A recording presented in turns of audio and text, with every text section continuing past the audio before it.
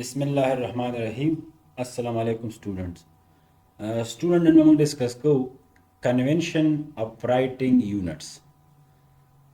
The physics چې کوم تاسو سره units دي د دې د لیکلو لپاره خپل یو دستور دی، خپل یو رواج دی، خپل یو قانون دی چې هغه ته ویل شي convention of writing units.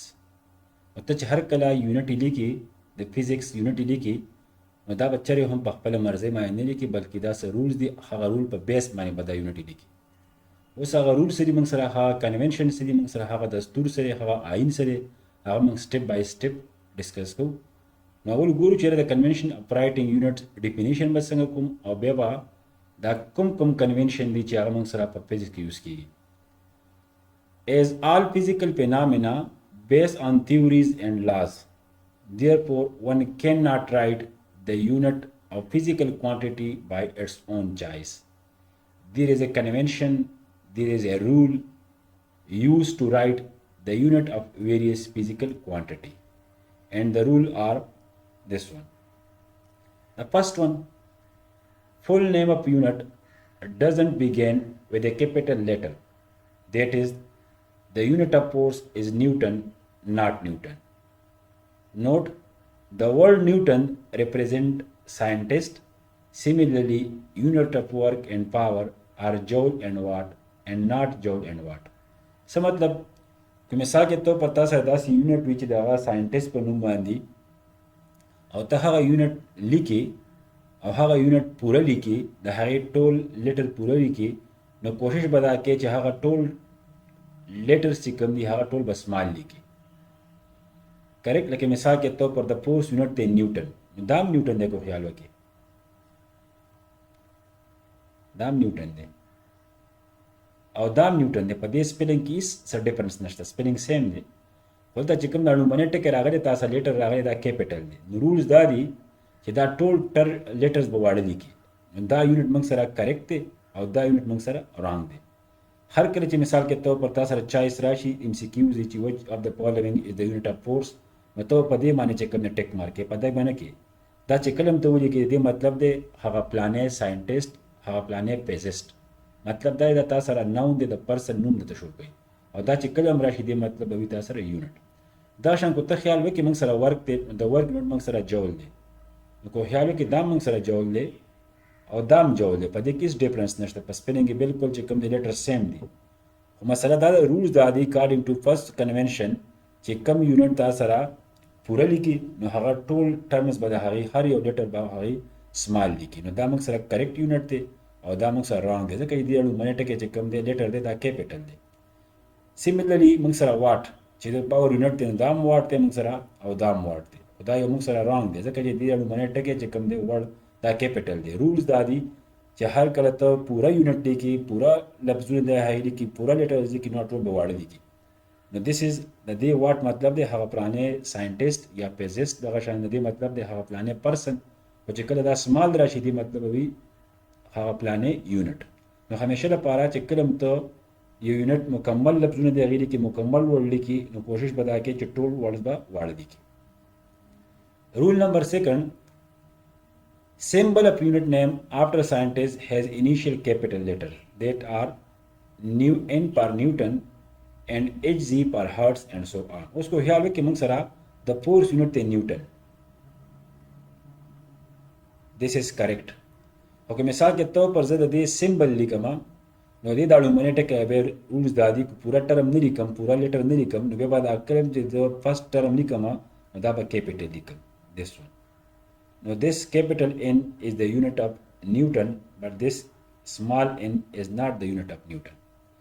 Similarly कुत्ते ख्याल हो कि मंग से हर्ट्स नो हर्ट्स से कम दे दा बिल्कुल ठीक थी जैसे ये दे टोल लेटर मासरा स्मॉल दी और को मिसाल के तौर पर ज़्यादा दो एब्रीविएशन लिखम ददना सिंबल राले में ख़ाली लिखम ददना नुम्बने टर्म माने ख़ाली लिखम नो को ख्याल हो कि हर्ट्स हमेशा पारा पर दो टर्म माने पर दो लेटर माने रिप्रेजेंट की गई हो H O Z the first term becomes the first letter check कम दे दा हमेशा पारा कैपिटल है दा बल स्मॉल है.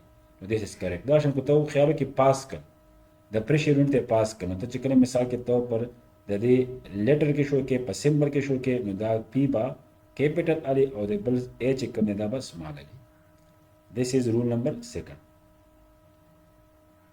بیا موږ سره راځي rule number 3.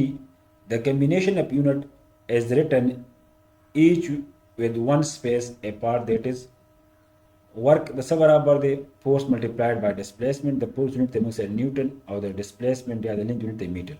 نو دا موږ سره کریکټ دی. کریکټ چې هر کله تاسو سره یو یونټ د کمبینیشن اف یونټ برابري، نو چې هر کله ته هغه لیکي څنګه به لیکي د دې مثال کې طور پر د خیالو کې ورک د دوه یونټونو جوړ دی، د نیوټن نه او د میټر نه. نو دا چې کله هم لیکي نه دې منځ کې بعد د یو لیټر سپیس پرېږدي، نو دا موږ سره کریکټ دی. خو ته سپیس نه پرېږدي بیا پکې ډاټ پوټ کوه، دا موږ سره کریکټ دی. اوس کو مثال کې طور پر داسې ولیکم، خیال کې دلته موږ سره نیوټن میټر د ورک برابر دی، دا نیوټن میټر دی، خو دې منځ کې سپیس ډېر زیات دی.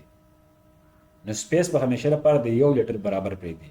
دا یونټ موږ سره د فورس د ورک نه دی او دا یو موږ سره دی. ولې؟ د دې منځ کې سپیس ډېر زیات دی. دغه شان دا موږ سره خو خیالو کې دا نیوټن میټر دی او دا نیوټن میټر دی، دواړو کې فرق دی. د دې منځ کې سپیس نشته. رولز دا دي چې د دې منځ کې بعد د یو لیټر سپیس پرېږدي. دې منځ کې سپیس نشته، نو دا موږ سره د ورک یونټ نه دی، او دې منځ کې سپیس دی، نو دا موږ سره د ورک یونټ دی. مطلب دا چې هر کله تاسو سره یو یونټ د کمبینیشن اف یونټ برابري، نو کوشش به دا کوي چې د هغې دوه یونټ تر منځ بعد د یو لیټر سپیس پرېږدي. دا شان په خیالو کې ویلاسټي دا برابر دی میټر پر سیکنډ. بالکل کریکټ، دا موږ سره ټیک دی. دا موږ سره ټیک دی ځکه چې دې سلیش مطلب دی 1 لیټر سپیس. خو که داسې ولیکم میټر پر سیکنډ، نو دا موږ سره رانګ دی ځکه دې منځ کې ډېر زیات غټ سپیس راځي. دې منځ کې پوره ټرم راځي تاسو سره LOVE پوره ورډ پکې راځي، نو دا موږ سره رانګ دی. نو طریقه سره همیشه لپاره چې کوم یونټ د نورو یونټونو جوړیږي، نو کوشش به دا کوي چې د هغې یونټو ترمنځ به د یو لیټر سپیس پرېږدي. نیکسٹ ون کنونشن یا رول نمبر 4. The prefixes that are micro, milli, pico, centi is written before the unit and adjacent to the unit, that are 5 micrometer, 125 millimeter and 30 centimeter. مطلب دا چې پریفکس و خیال وکړي موږ سره دا مایکرو دا مې دا یونټ نه مخکې لیکلی دی، او بالکل دا دواړه به ایډجسنټ لیکي، یو بل سره بالکل چې کوم دی ایډجسنټ لیکي. کریکټ. دا شان کو خیال وکړي M means milli 125 ملي میټر، نو دا به یو بل سره ایډجسنټ لیکي، یو بل سره به نږدې نږدې لیکي. دغه شان دا یو.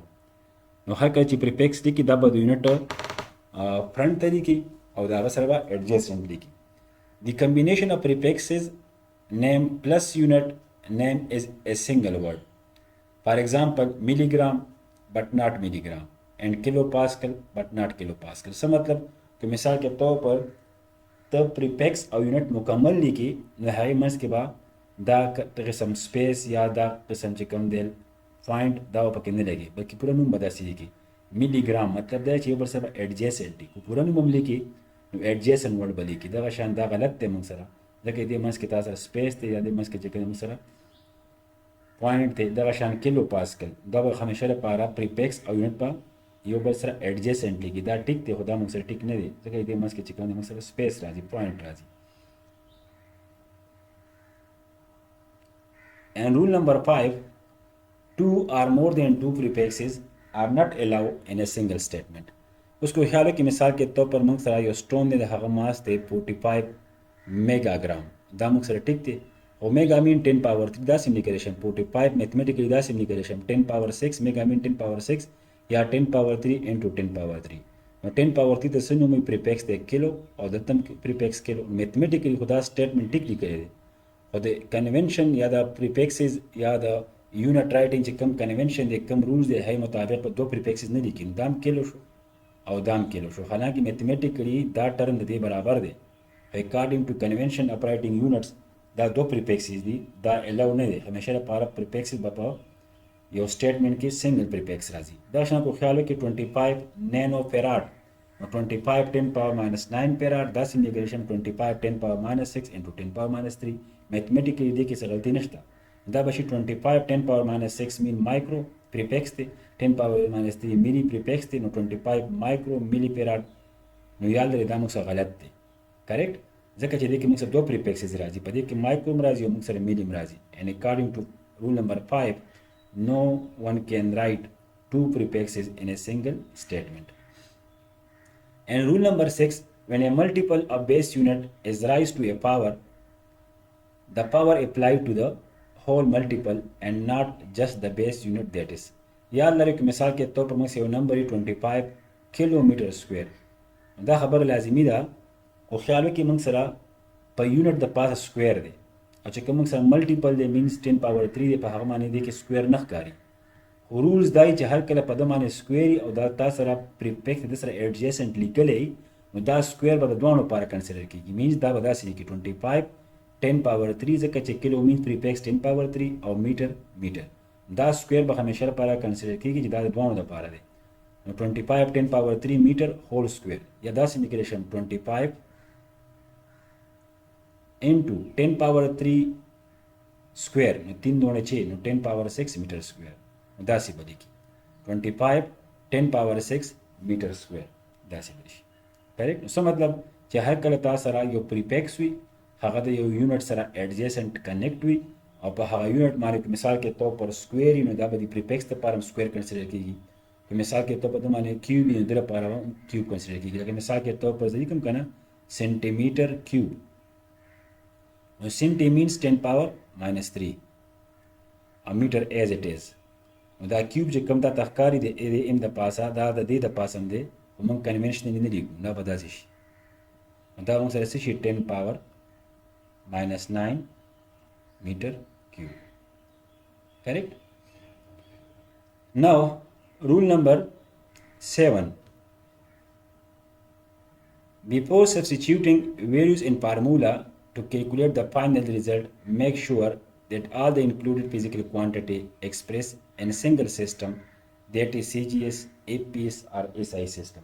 دا پکې بل یو امپورټنٹ پوینټ دی چې هر کله یو پرابلم سال کې نو کوشش دا کوو چې مثال کې تو پر تاسو سره ماسي مثال کې تو پر او تاسو سره لینث وی مثال کې تو پر او ټایم وی نو کوشش دا کوو چې CGS سیستم یوز کوو مثال کې تو پر ماس په CGS سیستم کې یونټ ته ګرام د لینث یونټ ته سنټیمیټر د ټایم یونټ ته سیکنډ نو پرابلم پدې کې سال کوو ټول سیزونه په ګرامونو کې سنټیمیټرو کې یا په سیکنډونو کې لیکه یا کہ مثال کے طور پر ایس آئی سسٹم کی کنورٹ کے ماس تے نو ماس یونٹ کلوگرام دے ماس پر کلوگرام کیلا لینتھ پر میٹر کیلا اور ٹائم چکن پر سیکنڈ کیلا یا دا سے کوا یا کہ مثال کے طور پر ای پی ایس سسٹم دے فٹ والا دا لینتھ دا پارا پاؤنڈ والا ماس دا پارا اور سیکنڈ والا دا ٹائم دا پارا یا دا سے کوا ٹول سیزونا فٹ پاؤنڈ سیکنڈ کی ایکسپریس کوا یا ټول ګرام سنټیمیټر سیکنډ کې ایکسپریس کوا یا کیلوګرام کې کریکټ په میټر کې په سیکنډ کې دا سم کوه مثال کې طور پر چې تم ماس ایکسپریس کې په ګرام کې مثال کې طور پر او لینث ایکسپریس کې په سپوز فوټ کې ایکسپریس کې مطلب دا چې یو سیستم یوز کوا یا دا سیستم یوز کوا پرابلم چې سال کې یا دا سیستم یوز کوا او یا دا سیستم یوز کوا یو بر سم مکس کوا دا سم کوه چې تم مثال کې طور پر د ماس د پاره چې کم دی پاوند والی مثال کې طور پر او لینث د پاره سنټیمیټر والی مثال کې طور پر او ټایم د پاره سیکنډ والی نو دا څه قسم غلطی مکوه همیشه لپاره سنگل سیستم یوز کوا ټول سیزونه په سنټیمیټرو کې ګرامونو کې سیکنډونو کې ایکسپریس کوا یا ټول سیزونه په پاوند سیکنډ کې ایکسپریس کوا یا ټول سیزونه ایس آئی مینز کیلوګرام میټر سیکنډ کې ایکسپریس کوا